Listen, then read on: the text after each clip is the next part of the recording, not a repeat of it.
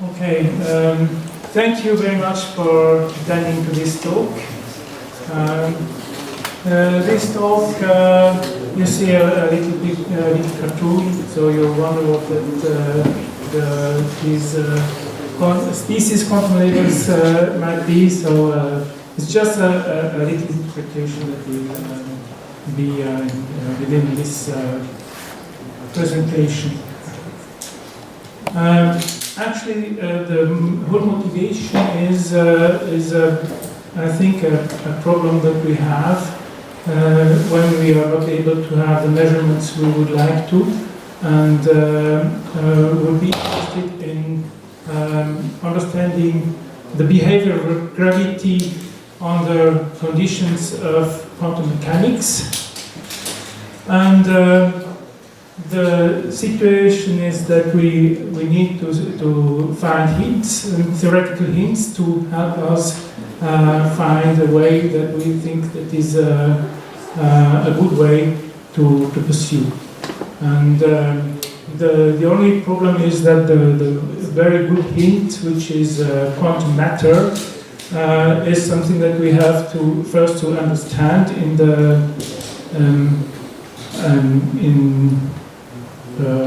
within the framework of gravity, which is something that can have many different interpretations, and it's not at all clear whether and how one would have then to quantize gravity in this when we have this situation. So maybe I thought this could be an interesting point to gather some interpretations of gravity together with the situation of quantum matter to try to have more indications towards what happens with gravity. So I will start with all the statistical mechanics interpretation. So as you can imagine, there will be three inputs. One is the statistical mechanical interpretation. One is using quantum matter. And the third thing is that I will linearize gravity, because it's actually the only chance to approach it in a simple way. So don't be afraid of this slide. It's actually something that is quite simple, but if you want to have a look at the first paper here, you can look what the motivation is for all the stuff here. But actually, I just would like to recall that gravity can be seen as a thermodynamic theory if we think of black hole thermodynamics, Bekenstein, Hawking, and also what happens in Riddler space. I think of the works of Jacobson and Padmanabhan. Actually, we can take any 2D surface in space-time, spatial 2D surface, and interpret this as an entropy. And if we go to the Riddler space, we also have an interpretation for what is the acceleration of the observer, and interpret this as a temperature, and so we can multiply these both factors and have something that is a three volume, which can, if we look at it, if we consider it more exactly, which can be brought into relation with what is called the boundary term of gravity. But let's go further, because we have not so much time, and I hope for questions from you. So now the ingredient matter. I want to say that this is something that can be seen very very general. It's not just looking at Einstein gravity, but we can start very general, and then we start to linearize. And if we take this simpler situation without torsion, then we finally we end up with linearized Einstein equations, which is quite well known, and I don't know, I don't have to make for a lot of details of that. But if we have in the linearized situation, also you have the possibility to simplify on the matter side, so that you avoid to have the higher potential terms. And this will lead to something very simple between gravity and matter. I omit the possibility that you have a slowly varying term, but slowly varying term can be rectified by changing, by making the transformation, space-time transformation. So actually, we see that what we have is that space-time, the role of space-time seems to be that it shifts gravity. And it's something that we have now to bring into relation with the statistical model. So this will finally end up with answering, trying to give an answer to the question: is linearized gravity quantized? At least linear. But if we can say that linearized gravity is quantized, then we should say that we can deduce from that for full gravity. But for linear gravity, we can also say something about how it should be quantized. So the first thing that I did mention is that we look at,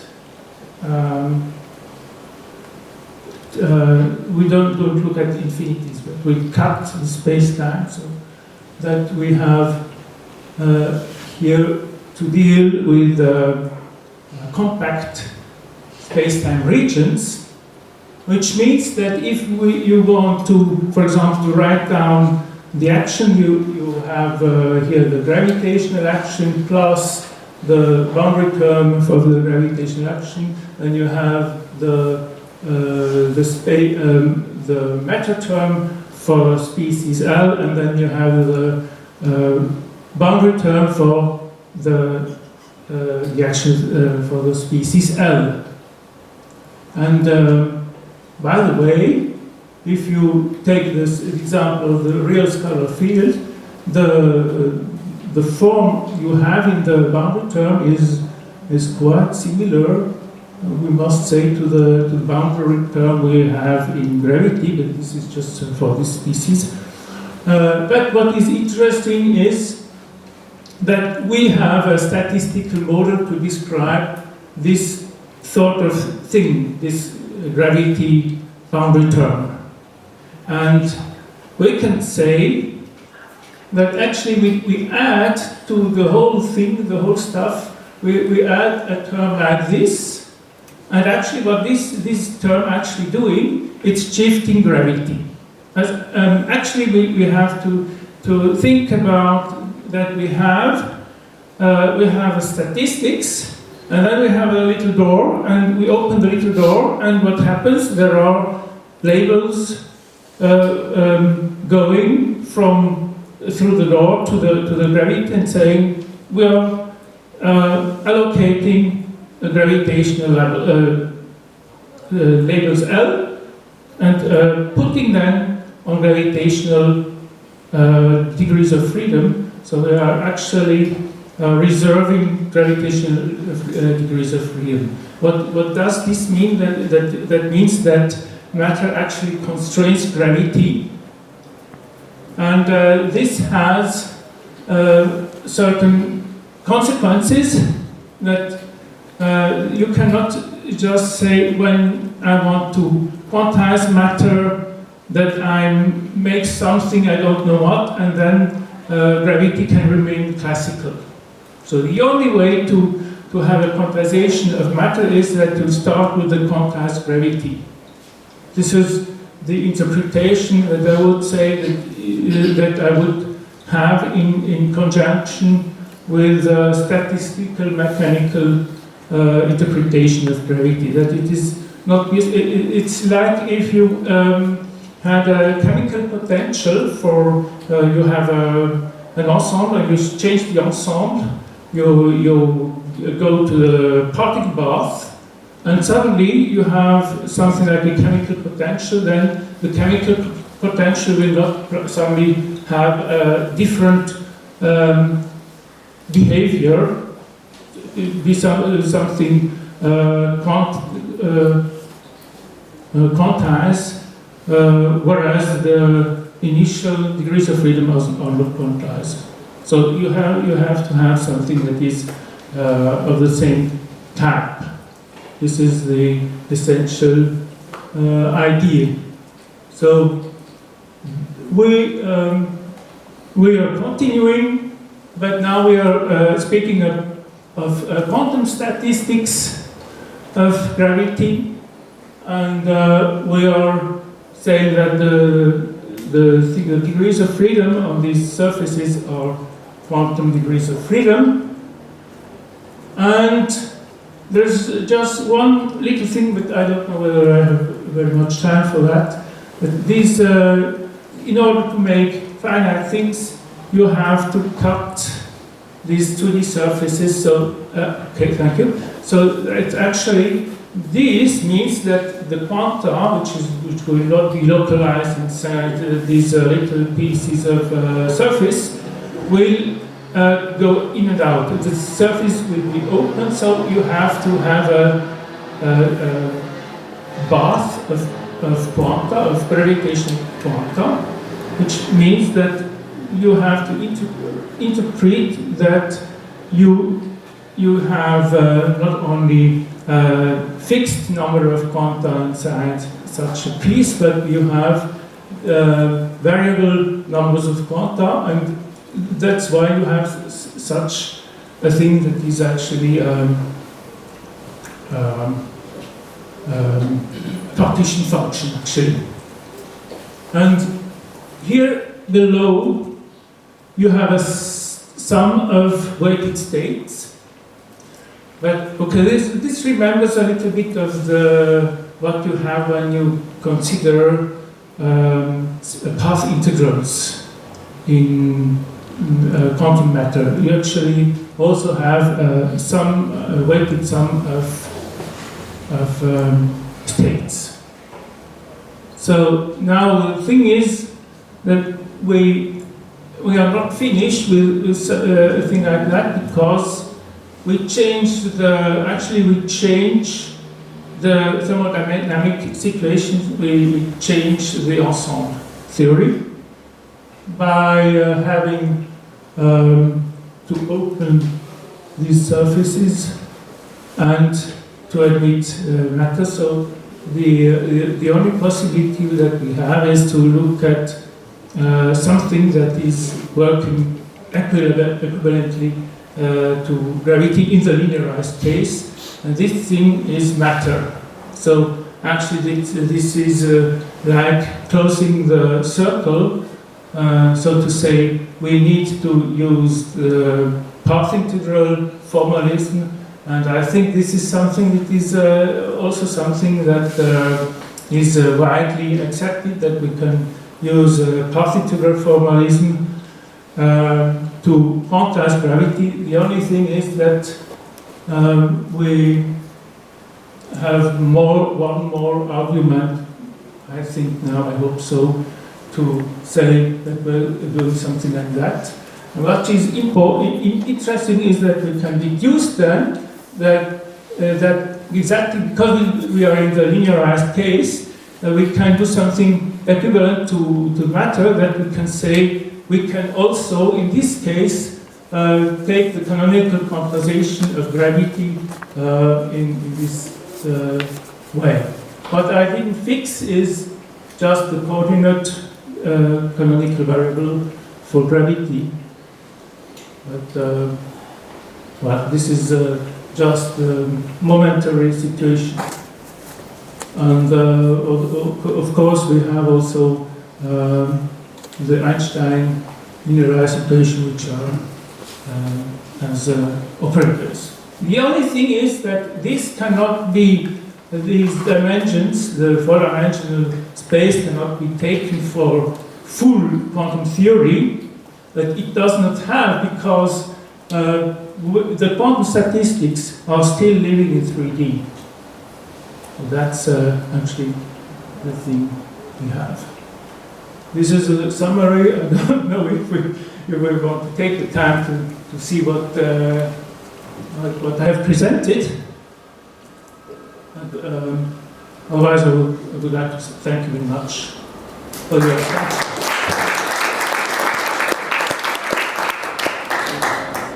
And this is questions? Yeah.